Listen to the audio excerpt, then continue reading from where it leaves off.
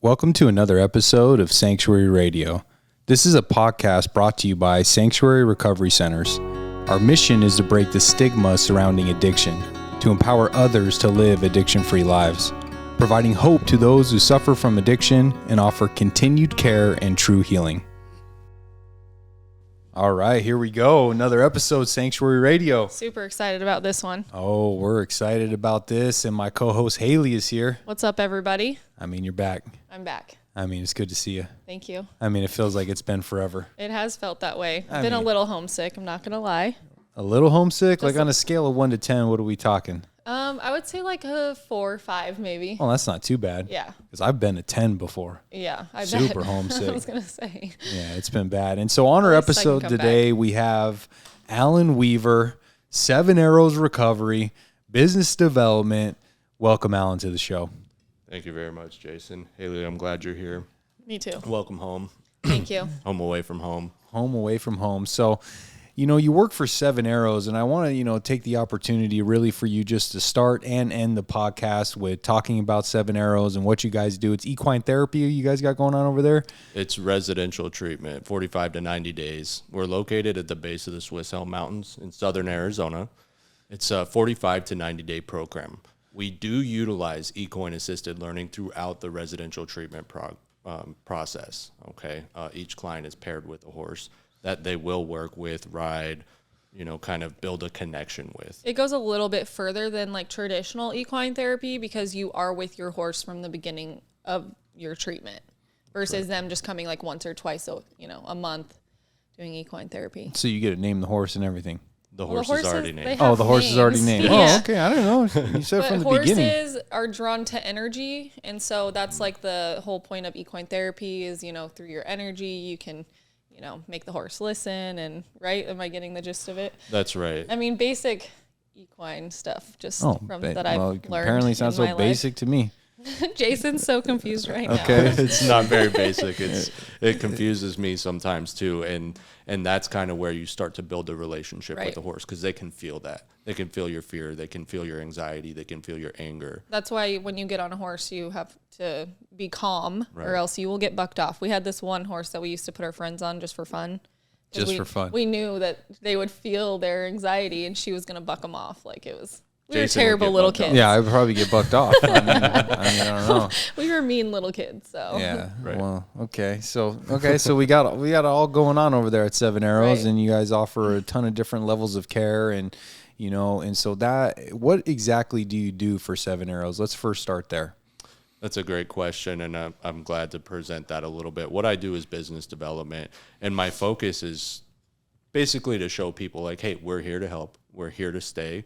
And how can we do that with the community, with the guests at our facility, and with our community partners? Okay. So, you got your hands full. So you're a busy man. I'm pretty busy, but in a good way. I love what I do. You love what you do. And so ultimately all of us, to work in recovery, you really have to love what you do. And that passion, that drive, that love for it, it always comes from our own experience. So let's get a little bit into your experience. Then we'll come back around and talk about 7 Arrows. So you were born in New Mexico. Yeah, Deming, New Mexico. It's a small town. Are we talking by Santa Fe, Albuquerque, or where are we talking? It's a good question. Southwestern New Mexico. Right off the I-10. You might not even realize that you passed through it. Actually, you might because you pass through Lordsburg first if you're coming from Arizona. Mm-hmm. And you can't miss Lordsburg because it looks like you're in Mexico. And then you get to Deming. Pause for a second. What's the population in Deming? It's I think between 10 to 15,000. What's the population in Wickenburg? It depends on if it's wintertime or summer, but in the summertime, it's probably 10,000. In the winter, it goes up to like 20. It almost doubles. All right. Okay. So you can relate to that. Small town? Yep. Me and Alan, actually, we've grown in our recovery together, and then we've also worked together several facilities. Oh, this is going to be interesting. Yeah. And we both grew up in a small town. We both ride horses. And we both know a lot about horses. I'm excited about this episode because I can kind of share a little bit. Oh, yeah. Okay. some of my experiences that Jason's going to be like, I need you to explain. Yeah, please do. Usually I'm explaining everything to you, and you're going to be explaining things to me. Exactly. Wow, the tables have turned. Just this one time. I just want you to take in this moment. I want you to take this moment in, Haley. Exactly. And so, you grew up in Deming, and, what was the family dynamic like growing up? Ooh, so let's just start from the beginning. I was born March 14th, 1989. That's Pi Day. If there's a correlation to that and my personality, I have no idea. Okay, a little fun fact. Yeah, just a little fun fact. So, born in Deming, New Mexico, to Paula and James Weaver. And my family owns a Coca-Cola distribution plant in Deming and some property. And it was a close family, right? We were always doing holidays together as a huge family. And my dad's side of the family lives in Texas and Kansas. So we would go out there and see them as well. And it was just a normal upper middle class family. You know what I mean? We were always together, always doing things. My dad was a pastor. My mom was a stay-at-home mom for many years. And then she opened an interior design business. You know what I mean? So we had everything we wanted, or everything we needed, and most of the things we wanted. And there wasn't a lot of issues that we knew about as kids. Right. You know what I mean? Yeah, so you had a great childhood, you come from a good home, and, and that was my experience too, when we're talking about your story, and which we're going to get shared today on the podcast, I could relate to a lot of it. I mean, I had every opportunity in life to be successful. Right. I heard the word potential quite often, it was all there for me, but unfortunately You had other plans? Yeah, I had other plans. Well, I like to say I was building a resume to work in this field, Right. all these years. I mean, that's what I was doing.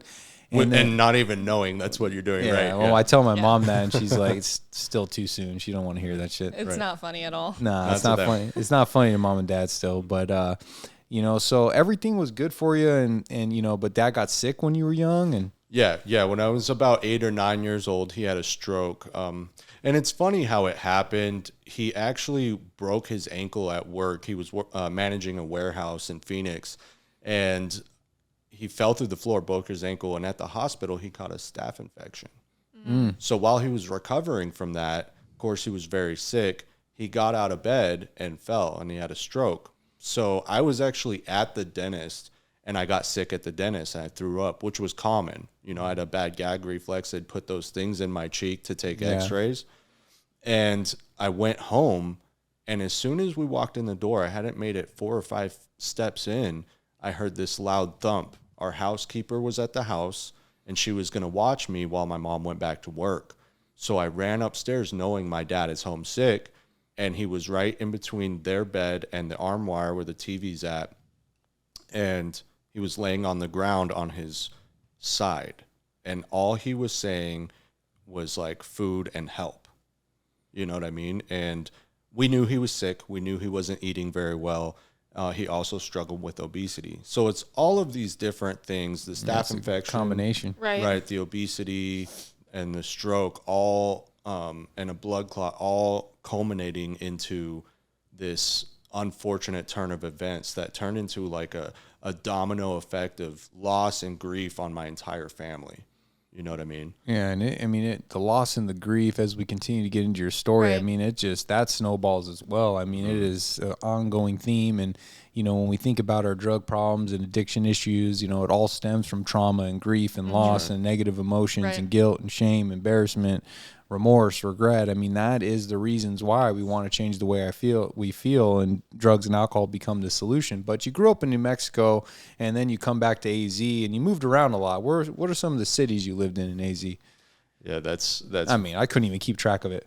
You moved more than Haley moved. We started in Maryville, and I'll tell you what, my mom was pissed. My dad picked the place. Oh, so yeah, he Maryville. came out here to pick a place, and it was short-lived. There was a lot of gang violence in the area at that time. I believe nowadays it's cleaned up from what I hear. Who knows? Are you talking about Maryville, like where like GCU is, or like one of their off yeah, campuses? like Southwest Valley. Okay. Yeah, I mean, My mom lived over there for a little while in a trailer. Yeah, I know. She was putting herself through nursing school. My bad. Living in her trailer. Okay, all right, yeah, Haley. I'm pretty sure it was Maryville. So, Dad comes home. He's like, hey, we got a great deal on this house. Of Right. course, Great deal. Yeah. No one wanted to live there. Exactly. Yeah. So that was very short lived. After that, my mom moved us to Glendale. Okay. 43rd Avenue little in bit nicer. Maryland. A little Okay. bit nicer. The house was beautiful. It was a tri-level. And we redid the entire house, inside, outside, landscaping, everything. We even put a freaking pond in our backyard. Oh, koi fish pond? We didn't have fish in it. Oh, but you had a pond. Yeah, Okay. we didn't have fish in it. You got to be kidding me. We could barely take care of a dog. Our family was wild. It was fun. Like my dad hadn't gotten sick yet. We were just wild, always doing things. We had a pool in the backyard, and I specifically remember my older sister Sarah, me, and our other sister Angela would always go swimming every day. Wintertime, summertime, didn't matter. And we used to jump off the second story roof into the deep into the pool. And we had a diving board, all this stuff. And I'll never forget these times because that was when my family was whole, right? Right. You know what I mean? And I want to talk a little bit. This was before my substance abuse, but I would like to talk about, like, even at that time, my dad was a pastor. He was starting his own church, but my family was whole. I still didn't feel like I was connecting to other people outside of my family. And even connecting with my family was weird. You know what I mean? So there's my first idea of a spiritual malady, right? Like dis-ease. Right. Yeah.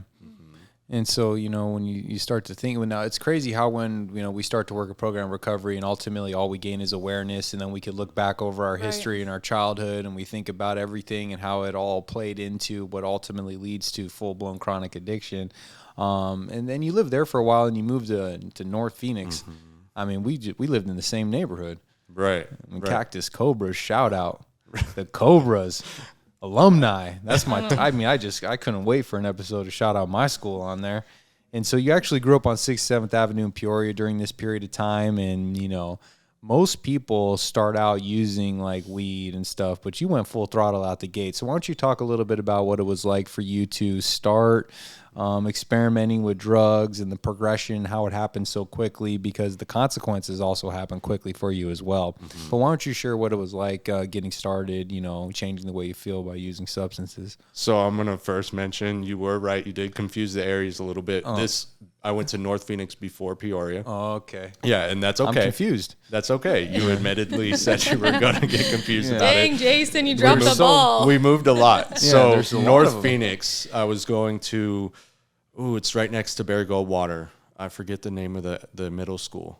I started in an elementary school, Village Meadows, right? I was in 5th and 6th grade there. Prior to this, I was in private school.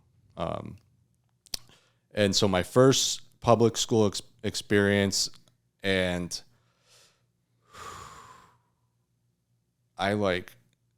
within weeks, I start smoking weed with a neighborhood kid, and then next thing you know, we're smoking meth and doing coke. Dang, Boom. that was quick. 1, 2, 6. Right. That was quick. Yeah, it was pretty quick. I got that right. I got that part right. You did. Yeah. So this is around 19th Avenue and Union Hills area. Okay. I live on 7th Street now in Union Hills. Yeah, like kind of near the square a little bit. Yeah, little bit. There's a lot of trailers over there in the square. You been over there, Haley? I've been to the square, yes. Oh, okay. All right. I lived in a trailer kind of near the square Okay. for a little while. Yeah, that checks out. Okay. You might be able to move me to the city, but you can't move the red. What is that redneck guy? You can't take. I don't even know. I just fucked that up. Yeah, try it again. Let's No. let's give you another opportunity. Nope, I'm done. Production, do not edit that out. Take a please. redneck out of the hills, but you can't Yeah, move see- her in the city, but you never take the redneck out I'm of the still a redneck I is don't what know. I was trying to say. So I can live in a big city and still live in a trailer. That's so. why you got to chew in right now. Okay, I forgot to take it out. I'm not going to pull it out on camera. And so, you start using meth, man, and what happens from there? Oh, man. So my next door neighbor sold beef jerky out of this red barn-looking trailer out at Lake beef Pleasant. jerky? Yeah. It had beef jerky, elk jerky. And I only know this. You're about to find out why I know this. Yeah. But he sold it out on Lake Pleasant Parkway. on the weekends. He'd sell this beef Put a jerky little out stand there. out there, everyone going to the lake. Right, he'd sell it right out of this trailer. It looks like a barn on wheels, just a really small one. So, of course, I was tweaking, right? Weeks at a time, I'd be up, wouldn't be eating. And while I'm supposed to be taking care of my paralyzed father at this time, instead I'm out doing meth and drugs and running Right, the you're streets, partying. running, Tweaker Alley as a very young person, 11 years old at this time. And I rob this guy. I take everything. I don't just take the beef jerky. Literally, he had these flags, You took that the you barn? I end up taking the barn. Yes, we actually picked up this barn by the hitch and wheeled Took it. his beef jerky for sale sign? That's so sad. Yes, The This jerky poor sign? guy. we took everything. We took the Was TV. it at least good beef jerky? It was incredible. I bet. There's a reason why he sells it, right? Because it's good. Yeah, it's That's funny. And this poor guy. So we take the entire trailer to Deer Valley Park and we unload it. And me and this buddy of mine, I'm going to save his name. We are coming off of a good meth binge, and So you're hungry? or? we were starving. Yeah, we were smoking weed, and next thing you know, it's a great idea to rob my poor next door neighbor. And we wake up the next morning to the police crawling through my window. My front door's flat on the ground. My mom is screaming, crying. I got cops and guns in my face, and I got beef jerky wrappers and all over me. Like the empty evidence soda everywhere. cans. Yeah. Burnt meth pipes, and just there's stuff everywhere. Taking apart electronics. Yeah, make it better. Right. The Haley- turbocharged toasters. Hey, you have done that, Haley. I know. Tune into previous episodes to hear about that. I thought I was a real MacGyver, so I would Same. take everything Yeah. apart. Yeah. There's only one way to figure out how something works. Yeah, take it apart, make it Never better. could put it back together. So you just have miscellaneous electronic parts all over the exactly. room. My favorite thing was to try and build a supercomputer without buying nice computer parts. I would just take all of these old computers. I would probably steal. I stole them. Yeah. And I would just put all this stuff together. And Did I would. any of them ever work? Yeah, they worked, but they weren't super at all. At least That's funny. at least they worked. And Right. so when the cops start kicking in doors and you got paraphernalia and drugs and you did a pretty hefty burglary, maybe they might even call that grand larceny. It's safe to say that there's some consequences that will follow from that. So what kind of Right. consequences do you start to experience based off that? Oh man, well, they immediately took me to juvie, and man, I did like 6 months my first time in Durango, and I get out and I'm on probation, and it was easy. They're like drug tests. I'm like, okay, what do you mean? Yeah. I can't get high anymore because immediately I get out of jail and I'm getting high. Yeah, right off the Right. off the Right jump. out. Yeah. I go to the park, I find a bum, and I'm like, hey man, I got some money. Yeah, what you want to do? Yeah. And it was, his name was Les. He had a big old knot in his neck, probably a tumor or an abscess. I don't know. But he would always be at the park and he was the plug for the kids. You know what I mean? Because he didn't care. Yeah. That's The crazy. poor guy. But we would literally smoke meth with a torch in the middle of Deer Valley Park. Okay. Yeah. All right. Now you're on probation and, smoking meth and being on probation, that's never a good combo. And so what ends up happening after that? Oh, well, there's a violation of probation. Oh, the one violation. after- one after another. Alan, you got to pee clean. You got to pee clean. My mom's begging me. And sometimes I pee clean. I'm trying on the weekends Right. to get loaded, and And then flush for the next 2 days. Friday turns into Thursday, and Yeah. And now we're always Yeah. dirty. yeah. It's Yeah, you're just eventually I'm it just gets gonna there. use on the weekends Right. and no. In and out Especially of with Durango. meth. There's no weekend use of meth. Like you're just sucked in immediately. Right. And then never my understood mom's that. great idea is we're moving. Right. Geographical. Yeah, we got to move again. So she found us a 2-story house, another tri-level in Peoria, on 69th Avenue in Shangri-La. Okay, there we go. Right there Now we're Cactus Cobras. Right. Shout Where- out Jason's where high school. 69th meets Shangri-La, and then there's this little pathway into the park. back there behind Sundance Elementary School. I know exactly where it's at. Right. Yeah. I loved living there. Yeah, it was nice over Things got really good for my drug and alcohol career. And Peoria was wild back in the day. it was. Yeah. You know what I mean? And things progressed, very quickly in that area. So let's see. At this time, my dad's paralyzed, yes, and I finish middle school in this area. Then I'm taking a magnet bus from Cactus to Peoria, and then all of a sudden, we rob my friend's mother. She kicked him out. He was like staying with me, so we go rob her, and we just take everything that's worth anything, including her car.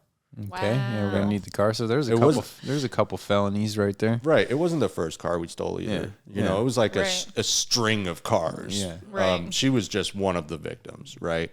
And the one that I got caught for. I don't know if anyone else did. I think the son actually, she didn't press charges on him, but she was like, it's all your fault. Yeah, you're a bad influence on my Right. son just because of you. Okay, and so now Checks we're out. catching. Yeah, Right. So I've so always now been my friend's bad influences, so yeah. So have I. I'm always that kid.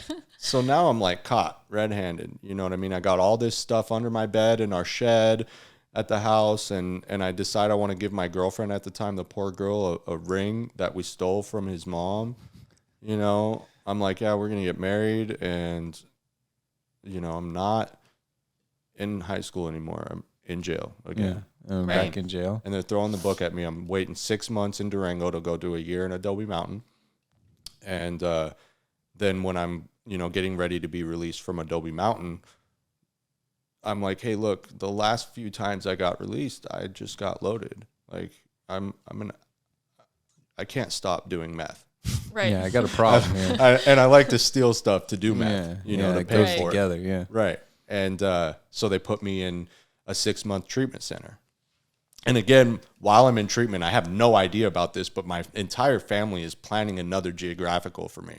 And they did this all the time. Like they sent me to Hawaii. They sent me back to New Mexico to live with my family out there for a summer here, summer there, California, all over the place. They're just like, go here, go to Kansas, go to Texas. Right. This was like the theme for my family. It's not our perfect son. It's where we live. yeah, Drugs are just in these areas. Right. yeah. If we move them, things will be better Right. Right. And then get better here and there for a little bit. until you find a connect in the new city. So Yeah, this it doesn't time, take long. this time my mom's like, we're moving to Scottsdale. These people have money. They're successful. We'll pay a little bit more to live out there. You know what I mean? And I get out of Youth Recovery Academy.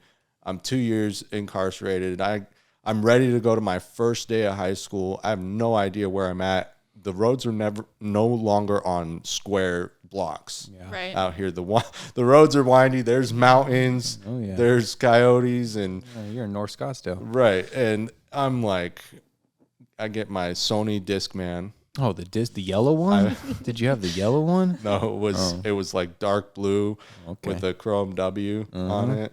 And I had these like yellow and black headphones that went behind the head and wrapped over the earlobes. Yeah. Yeah, it was really cool. Yeah, That's funny. Yeah, did you have one of those? Like a disc player? Yeah. Yeah, and it would like clip on your pants. Mine didn't do that. It didn't clip it. It Mine went in did. a slot in my backpack. Yeah. Okay. Yeah. All right. What were you bumping? What music were you listening to? Oh man, Just I to had really Red, set the Red tone. Hot Chili Peppers, Californication, Okay. and then I have my CD book. Yeah. So it was anything Everybody from in our country day had a music CD book. to punk rock to some rap. You know what I mean? And some screamo stuff. There's all kinds of different Oh, shit. you went the whole spectrum. I like music. Okay. My dad was a musician. I play the guitar and some other instruments, so I like music. And there's not really a genre that I don't pick from. Okay. So you show up to Desert Mountain. And I show up to school. I got this Discman. I'm stoked about it, right? Because when I went to Adobe Mountain in Durango, like this was it. This is what we had, and these kids are walking around with video iPods. Yeah. You're like, oh shit. Immediately, I'm like, how do I get one of those? Yeah. Right. Right. But this time, I'm like, I can't steal anything anymore. I'm Right. on house arrest. Right. I'm struggling to make friends. So I don't even have a way to steal from them. Right. Right. Because I can't go hang out at their house. I can't make friends. Right. It's Yeah. My really house hard. arrest. Right. somehow I land a girlfriend. That was cool. She would come over after school every day. Yeah. And anyways, none of that matters. But like, I quickly find out that these high school kids are willing to pay triple the amount for cocaine that I get it for. Uh-oh. Yeah. So almost some old entrepreneur type level stuff, huh? Right. And I'm like, I can stay sober selling coke. And I did for a little bit. Yeah. And I would also, I was on medication. I would go take my medication from the nurse's office. She'd just leave it in the drawer. These people are so trusting. Yeah. And I wouldn't just steal mine. I was stealing everyone's Adderall, everyone's Klonopin. Right. Man, it was heaven. Yeah. You know what I mean? So I was selling that at lunch break. Man, this was going on. Yeah, I like started a little racket at this school. You know what I mean? So I wasn't making friends. I was making customers, and it was great, and it was awesome.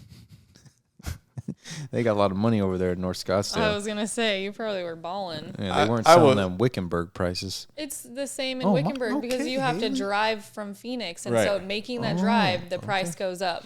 Promise you that. Okay, my bad. Now I know. I suppose that's what it is. I don't know. I think they just take advantage of people in Scottsdale because there is people who sell in Scottsdale for cheaper, and then it just like middleman. But it was like I would just drive over to Peoria, 83rd Avenue in Peoria by the train tracks, right? And Mike's Deli, right, where you could buy single cigarettes. Yeah, I've been there plenty of times. Man, wait, where is that at? 83rd Avenue in Peoria. Oh, okay. There's this like deli liquor store. They didn't card you. You could literally walk in there looking like a kid or drive up in someone's car looking like a kid and then sell you a single cigarette for $1. Cigarettes, kegs, there's a place on like 35th Ave in Peoria that sells single cigarettes because when I was getting high and I didn't have enough for a pack, I'd go buy it for 50 cents. 35th in Peoria, drive-through liquor. Yeah, big shout out to them. Been there too. That's funny. And so, how long does it take till you start using the coke? Oh, man, I wasn't even off house arrest yet. You know what I mean? I remember the first time I decided to drink again. I'm like, they take me off task. This is what it is. They take me off task. Yeah. And I steal a bottle of Hypnotic. Oh my God, Hypnotic. That just brought me back instantly. And I get a so window to have an overnight at one of my good friend's house. Yeah. So we go out to the grassy knoll behind his mom's house. His parents were separated. We'd go hang out at his dad's house, or we'd go hang out at his mom's house. One of the two, if I could get a pass. And they're all lit. Like there's some girls, there's a couple of us guys. They're all lit on coke, and I'm like, I'm just gonna drink because I know where this heads. Right. Like, you know what I mean? Yeah. And so I just get super drunk. We obviously didn't finish these bottles, so I took them home, and my mom finds them in the closet, right? Tells my surveillance officer, my PO. SO, yeah. Dang it. I want to say their names so bad, but I'm not going to say the PO and the SO's names because they were everyone's in the whole city. Yeah. Yeah. Oh, man. So I've had the same one twice. Mm-hmm. Yeah. I don't have the surveillance officer. They just come by at any hours of the night just to check on you, just to make sure you're there. Yeah, they don't. They want to search everything. They'll come over 3:00 in the morning, wake you up. Mm-hmm. Yeah, it ain't no joke. Mm-mm. Yeah, and anyways, so they didn't violate me. I was just honest. I was like, yeah, I'm struggling. Yeah. like I haven't left my house except for these like couple hour passes. Right. And then I was in jail for 2 years. I have no friends. I'm like struggling here. I'm depressed, so I'm blaming it on mental health, Right. Yeah. And they're like, okay, we get it. Get it out of the house. So my mom pulls all the drugs, all the alcohol. They didn't find the coke, right? Thank God. Yeah. Prison pocket. Oh, hold up. You have paid attention. All these episodes we've done, and that's what you've retained? I mean, I have educated you a little bit here. Listen. That's a proud moment for me right now, Haley. Thank you for that. That's all. At I was this like, point can in you my life, imagine I had trying- only discovered the nutter. I haven't done the prison pocket. Just the pouch and the boxer briefs. That's Yeah. it. I didn't. okay. I just in my mind, I'm like underage prison pocket can't search there, but I'm sure they could if they wanted to. All right. Yeah, they'll call in a female officer to search. Good lord. Search your. Yeah, Never mind. Yeah, they'll find it. Yeah. You leave your sausage wallet in your pants, please. All right. funny. So, yeah. Anyways, I get off house arrest. Man. But you graduate, right? Yeah. I get like caught at school with some substances, and I'm just on standard probation at this time. They sent me to Southeast facility. This first time I was like, man, this place is nice. Durango Juvie, this was before they moved it to the one just south of the old facility. It was shit. Yeah, Asbestos in the roof. It's bad. Yeah. It was the same as the adult Durango. You know what I mean? It was crap. Yeah. So I was like, man, this is nice. The mats were comfier. Yeah, this ain't so bad. Right. You know what I mean? I made it to a red shirt real quick. Elevated through the shirts. Right. And then I get out, go back to school. I graduate. I have to do summer school to graduate. And immediately, man, I'm like, I moved into this apartment with my best friend. My mom helps us get it. And I'm still selling coke, of course. Yeah. And you're going to ASU, though, too. You enroll at ASU. Yeah, I you enroll got at your own ASU. apartment Yeah. with a friend. And here we are still selling coke. And then we know what the college lifestyle is all about. Right. Right. Right. And things just progress, man. I get in a car accident. I move into this house with my sister. And I think I stopped paying rent at the apartment. Yeah, so we we're get not gonna- evicted. Yeah, we're not going to do that anymore. Yeah, it doesn't make sense. Yeah. So I'm That's drug money. me and my sister convinced my mom to co-sign on this house for us, and she did. And I get in this car accident. I'm driving a Pontiac Grand Am. Man, I'm high. I'm probably drunk too, and I make a right-hand turn, and the wheel falls off of the car. The wheel Just falls. randomly. falls off. That's happened to me one time. I in would my like car. kind of drive fast over speed bumps a lot and like the speed humps. So it wasn't a surprise to me. Yeah. You know, but I had the car for 2 weeks, so it was still kind of a surprise. But I made a right-hand turn. I'm actually chasing my girlfriend in her truck, or she's chasing me or something. We were arguing. Yeah. You know, and I hit the corner of this wall on this house, like the backyard wall. And the cops come, they write a ticket. I have a court date. I don't show up to court because why? Yeah. Do Yeah, your you job. did- Come get You me. didn't get arrested, Yeah, so. come, Right. Come get me. Come get me. Do your job. And They did. They did their job. Thank you for listening to part 1 of Alan Weaver's story. Trust me, you do not want to miss part 2 because part 2 is where the miracle happens.